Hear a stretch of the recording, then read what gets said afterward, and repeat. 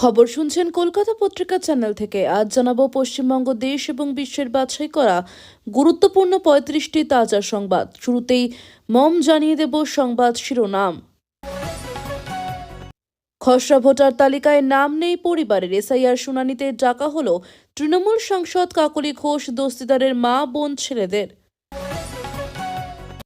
নিজেদের পরিবারকে দিয়ে করান না, চপমুড়ির দোকান নিয়ে মমতাকে আক্রমণ হুমায়ুনের, দাবি ২৬শে মিরাকল রেজাল্ট। ২০২৬-এর আগে বড় ধামাকা, আলিমুদ্দিনের নওশাদ, তবে কি বাম আইএসএফ জোট এবার পাকা? বিজেপি বিধায়কের প্রাণনাশের হুমকি, লাগাতার উড়ো ফোন পেয়ে পুলিশের দ্বারস্থ অসীম সরকার। নন্দীগ্রাম থানায় শুভেন্দুর রণচণ্ডীর রূপ, পুলিশকে বেঞ্জির হুঁশিয়ারি দিয়ে তুলকালাম বিরোধী দলনেতার।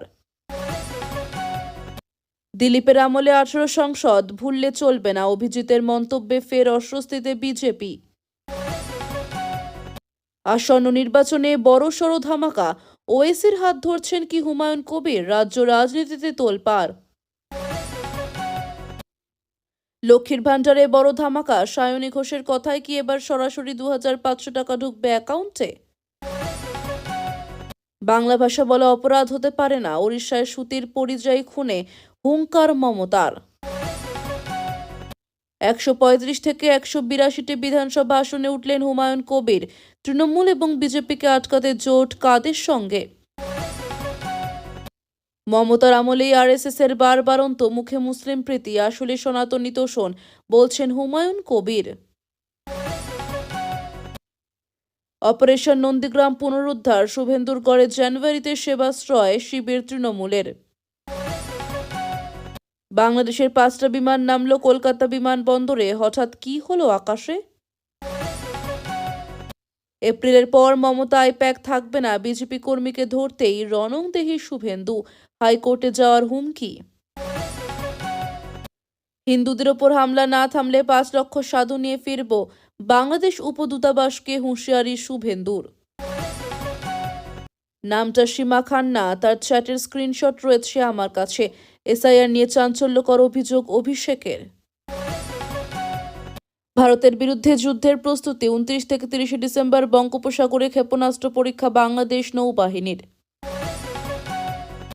বাংলাদেশ হাইকমিশন ভয় পেয়েছে শুভেন্দুকে, শহরে ফের হাঙ্গামায় দিল্লির রাস্তা দেখালো তৃণমূল। আর দল করা যাবে না, ২০২৬-এর আগে শ্রমিকের চরম হুঁশিয়ারিতে কাঁপছে বঙ্গ রাজনীতি। নথিতে গরমিল, মন্ত্রী সাবিনা ইয়াসমিনের আমেরিকা নিবাসী কন্যাকে শুনানিতে ডাকল কমিশন।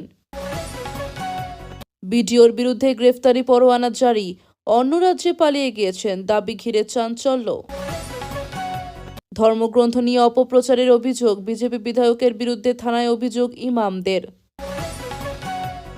৩১শে দিল্লি চলো ডাক অভিষেকে, নতুন বছরের সরকারি রিপোর্ট কার্ড নিয়ে বাড়ি বাড়ি যাওয়ার ঘোষণা। সংখ্যালঘু নিরাপত্তা নিয়ে আবার ঢাকাকে চাপ দিল্লির, দীপু হত্যায় আরও ৬ জনকে ধরল বাংলাদেশ পুলিশ। পিসি ভাইপোর বাড়ি পাহারায় ব্যস্ত পুলিশ, মালদায় দাঁড়িয়ে মমতার প্রশাসনকে ধুয়ে দিলেন সুকান্ত মজুমদার। প্রধানমন্ত্রী মাছ খাওয়া নিয়ে প্রশ্ন তুলেছেন, প্যাটিস বিক্রেতা মারধরের ঘটনায় বিজেপিকে নিশানা অভিষেকের। গান্ধী নামে ভয় বিজেপির, মনরেগা বাঁচাতে কৃষক আন্দোলনের ধাঁচে দেশজুড়ে পথে নামছে কংগ্রেস। ৫৮ লক্ষ নাম বাদ, কমিশনের কাছে ব্যাখ্যা চাইলেন চন্দ্রিমা, অরূপের খোঁচা, এটা বিজেপির অফিস। হিঙ্গলগঞ্জের পর এবার মালদার চাঁচলে শুভেন্দু অধিকারীর সভা বাতিল, মিলল না অনুমতি। তৃণমূল ভবনের নয়া নিয়ম, কিউআর কোড স্ক্যান করেই পার্টি অফিসে ঢুকতে হবে সাংবাদিকদের। আর মাত্র ১.৫ মাস, তারপর খেলা ঘুরবে, চাঁচলে সভা বাতিলের পর হুঙ্কার শুভেন্দুর। আসানসোলে এসআইআর শুনানি ঘিরে তুলকালাম, বিজেপি ক্যাম্প ভাঙচুর, তৃণমূলের বিরুদ্ধে রক্তক্ষয়ী হামলার অভিযোগ। এতক্ষণ শুনছিলেন সংবাদ শিরোনাম, এখন আসছে বিস্তারিত খবরে। বিস্তারিত খবর শোনানোর পূর্বে আপনাদের কাছে করব একটি ছোট্ট অনুরোধ। কলকাতা পত্রিকা চ্যানেলের খবর প্রত্যেক দিন শোনার জন্য চ্যানেলটি এক্ষুনি সাবস্ক্রাইব করে নিন। খসড়া তালিকায় নাম ওঠেনি, এসআইআর শুনানিতে ডাক পেলেন লোকসভায় তৃণমূলের চিফ হুইপ তথা দলের সাংসদ কাকলি ঘোষ দস্তিদারের পরিবারের সদস্যরা। কাকলির মা ৯০ বছর বয়সী ইরা মিত্রকে শুনানির জন্য ডাকা হয়েছে। শুনানিতে ডাক হয়েছে কাকলির দুই ছেলে, বিষয়ের চিকিৎসক বিশ্বনাথ দস্তিদার ও বৈদ্যনাথ দস্তিদারকে। কাকলির ছোট বোন পিয়ালি মিত্রকেও ডাকা হয়েছে শুনানির জন্য। কাকলির দুই ছেলে কলকাতার ভোটার। মা ও বোন উত্তর ২৪ পরগনায় ভোট দিয়ে এসেছেন এতদিন। মধ্যমগ্রামের দিকবেরিয়ায় ভোট দিয়ে এসেছেন তারা। সেই মতো কাকলির দুই ছেলেকে কলকাতা এবং মা ও বোনকে বারাসাত ২ নম্বর ব্লকে শুনানিতে হাজির হতে বলা হয়েছে। বিষয়টি সামনে আসতেই শোরগোল শুরু হয়েছে রাজ্য রাজনীতিতে। গোটা ঘটনায় রাজনৈতিক প্রতিহিংসার অভিযোগ তুলেছেন কাকলি। সরাসরি বিজেপি এবং নির্বাচন কমিশনকে নিশানা করেছেন তিনি। তার দাবি, বিজেপির অঙ্গুলি লেহনেই এসআইআর এর খসড়া ভোটার তালিকা তৈরি হয়েছে। তার বক্তব্য, যার নাম বাদ দিতে ইচ্ছা হচ্ছে বাদ দিচ্ছে কমিশন। কাকলির অভিযোগ, এতদিন ভোট দিয়েছেন তার পরিবারের সদস্যরা, এখন হঠাৎ ডাকা হয়েছে শুনানিতে। শাসক দলের জনপ্রতিনিধিদের বেছে বেছে হেনস্থা করা হচ্ছে বলেও দাবি করেছেন কাকলি। বিষয়টি নিয়ে সোশ্যাল মিডিয়ায় সরব হয়েছেন তৃণমূল সাংসদ পরিষদের বারাসাত সাংগঠনিক জেলার সভাপতি সোহম পালও। এবিপি আনন্দে কাকলি বলেন, আমি যে বুথে ভোট দিই সেই বুথেই ভোট দেয় মা ও বোন। খসড়া তালিকায় তাদের নাম নেই। আমার দুই ছেলে প্রতিষ্ঠিত, তাদেরও নাম নেই। এই রকম যারা বৈধ বাসিন্দা, বহু বছর ধরে ভোট দিচ্ছে এবং যারা নিঃসন্দেহে ভারতের নাগরিক, বিগত দিনে ভোটাধিকার প্রয়োগ করেছে, যাদের বাবা প্রাক্তন মন্ত্রী, তাদের নাম যদি বাদ দিতে পারে তাহলে বাংলা জুড়ে কি তঞ্চকতা হচ্ছে তা সহজেই অনুমেয়। ওরা চাইছে যেন তেন প্রকারে বাংলার ভোটকে কলুষিত করে বিজয় লাভ করতে। যদিও বিজেপি নেতা রাহুল সিনহা বলেন, নিশ্চয়ই কাগজে কিছু গন্ডগোল হয়েছে, কোনো কানেকশনে নিশ্চয়ই ভুল হয়েছে কোথাও। আর শুনানিতে ডাকলে এত চিন্তার কি? এই নিয়ে রাজনীতিরই বা কি আছে? কথায় বিজেপিকে টানছেন কেন? আসন্ন বিধানসভা নির্বাচনের আগে নয়া দল করেছেন। যতদিন যাচ্ছে লক্ষ্যমাত্রাও লাগাতার বাড়িয়ে চলেছেন রোজ। এবার সরাসরি মমতা বন্দ্যোপাধ্যায় সরকারের পতনের ভবিষ্যৎবাণী করলেন জনতা উন্নয়ন পার্টির প্রতিষ্ঠাতা হুমায়ুন কবির। ২০২৬ সালেই পশ্চিমবঙ্গে মমতা সরকারের পতন ঘটবে বলে দাবি করলেন তিনি। শনিবার সংবাদ মাধ্যমের মুখোমুখি হয়ে সরাসরি মমতাকে আক্রমণ করেন হুমায়ুন। মুখে মুসলিম প্রীতি দেখালেও আসলে মমতা সনাতনী হিন্দুদের তোষণ করে চলেছেন বলে দাবি করেন তিনি। বলেন, বাংলার মুসলিমদের বলবো, আগামী ভোটে এই অকর্মণ্য, তোলাবাজ, দুর্নীতিগ্রস্ত সরকারটাকে বিদায় দিতে হবে। গনি খান চৌধুরী বলতেন, সিপিএমকে বঙ্গোপসাগরে নিক্ষেপ করবেন। আমার স্থির বিশ্বাস ওর মতো হবে না। হুমায়ুন কবির বেঁচে থাকতেই তৃণমূলের পতন ঘটবে। ২০২৬ সালেই পতন ঘটবে। এদের নিয়োগ দুর্নীতির প্রসঙ্গ টেনেও মমতাকে আক্রমণ করেন হুমায়ুন। তার বক্তব্য, মানুষকে নিদান দিচ্ছেন চপ মুড়ি ঘুগনির দোকান খোলার। ওর পরিবারে তো অনেক লোক আছে, তাদের দিকে দিয়ে করান। ওদের পরিবারের লোক কি করছে তা মানুষের কাছে তুলে ধরতে হবে। যে ২৫,৭৫২ জনের চাকরি গিয়েছে, তাদের কি অবস্থা? প্রত্যেকটা জায়গা দুর্নীতিতে ছেয়ে গিয়েছে। দুর্নীতিমুক্ত বাংলায় নতুন সরকার আনতে সর্বস্ব দিয়ে লড়বো। এই আগে ২০২৬ সালের বিধানসভা নির্বাচনে ১৩৫টি আসনে লড়ার কথা জানিয়েছিলেন হুমায়ুন। এদিন তিনি জানিয়েছেন ১৮২টি আসনে লড়বেন। নির্বাচনে আইএসএফ এবং আসাদুদ্দিন ওয়াইসির এমআইএম এর সঙ্গে জোট বাঁধা নিয়েও আশাবাদী হুমায়ুন। তার কথায় ১৮২টি আসনে লড়াই করে কি ফল আনবো দেখবেন। বলে রাখছি, ফলাফলের দিন মিরাকল রেজাল্ট হবে। অনেকে চেষ্টা করে ব্যর্থ হন। বাংলার রাজনীতিতেও আগামী দিনে আমি আইএসএফ জোটবদ্ধ হচ্ছি, এমআইএম যোগদান করলে স্বাগত জানাচ্ছি। হুমায়ুন জানিয়েছেন, আগামী বছর ৩১শে জানুয়ারির মধ্যেই জোট আসন বন্টন সেরে ফেললেন তিনি। তারপর প্রচারে নামবেন। দিনে ৩টি করে বিধানসভায় প্রচারে যাবেন তিনি। সময় বাঁচাতে ব্যবহার করবেন হেলিকপ্টার। তবে তৃণমূল, বিজেপি, কংগ্রেস, সিপিএম কাউকে নিয়েই ভাবিত নন হুমায়ুন। তার সাফ কথা, হোক না লড়াই, বাংলার মানুষে কাকে বেছে নেন দেখা হোক পরীক্ষা করে। তবে আইএসএফ এবং এমআইএম এর জোট যে এখনো চূড়ান্ত হয়নি তা মেনে নিয়েছেন হুমায়ুন। তিনি জানুয়ারি মাস পর্যন্ত অপেক্ষা করতে রাজি বলে জানিয়েছেন। ২০২৫ সাল বিদায় নিতে আর মাত্র কয়েকটা দিন বাকি। ক্যালেন্ডারের পাতা উল্টালেই দরজায় কড়া নাড়বে 2026-এর বিধানসভা নির্বাচন। আর নতুন বছর আসার আগেই পশ্চিমবঙ্গের রাজনৈতিক আঙিনায় শুরু হয়ে গেল চরম উত্তেজনা।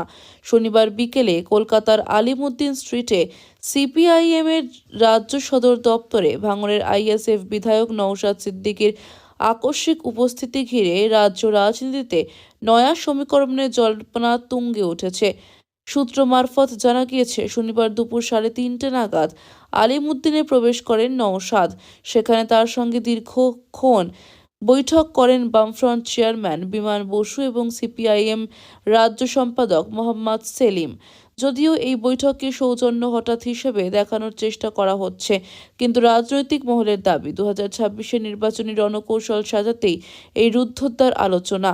এদিনের বৈঠকে আসন রফায় প্রাথমিক রূপরেখা নিয়ে আলোচনা হয়েছে কিনা তা নিয়ে ধোঁয়াশা থাকলেও নওশাদের আলিমুদ্দিনে আসা এক স্পষ্ট বার্তা দিচ্ছে, 2026-এর মহারণে বাম আইএসএফ জোট কার্যত সময়ের অপেক্ষা। নওশাদ সিদ্দিকীর এই পদক্ষেপ কি শাসক দলের ভোট ব্যাংকে থাবা বসাতে পারে, নাকি বিরোধী ভোট ভাগাভাগি রুখতে এটি বামেদের তুরুপের তাস হতে বৈঠকের নির্যাস বুঝতে মরিয়া বাংলার রাজনৈতিক পর্যবেক্ষকরা। পুলিশের কাছে লিখিত অভিযোগে বিধায়ক জানান, বাংলাদেশের সংখ্যালঘুদের উপর অত্যাচারের প্রতিবাদে উত্তর 24 পরগনার বেনাপোল সীমান্তে একটি প্রতিবাদ সভায় ভাষণ করেছিলেন তিনি।